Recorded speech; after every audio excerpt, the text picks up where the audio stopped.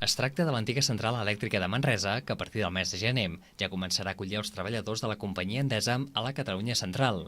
Després de 20 mesos d'obres, aquest edifici, conegut com la Catalana, acollirà un centenar de treballadors que en aquests moments es troben situats a la nòmina de Manresa, un edifici que passarà en mans de l'Ajuntament de la ciutat.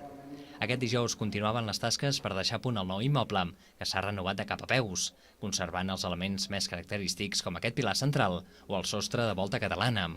Falten lligar temes com el mobiliari, els sistemes de seguretat o el subministrament elèctric per poder inaugurar les instal·lacions. En general tot està ja a punt.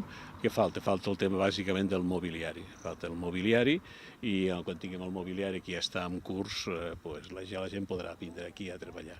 La idea és de que estiguin aquí ja tot això operatiu a mitjans del mes de gener de l'any que ve. Per tant, tenim aquesta data de referència a mitjans de l'any que ve per tindre això ja operatiu. Serà el mes de gener quan comenci el trasllat i es preveu que la nova seu funcioni al 100% al llarg del primer quadrimestre del 2014.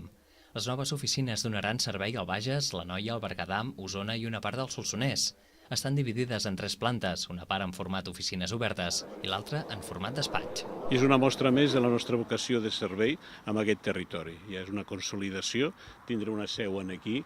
Això vol dir que el nostre gran objectiu és aquí tindre el nostre personal, tant de distribució com de comercialització, per agafar i treballar conjuntament amb aquest territori del nostre país. L'edifici està classificat com a classe B, el que significa que té un 60% d'estalvi energètic. Els treballs no tan sols han tingut en compte l'interior de l'edifici, sinó que també s'ha cuidat l'entorn, inclòs dins el Pla Especial de Protecció de Patrimoni Històric, Arquitectònic i Ambiental de Manresa.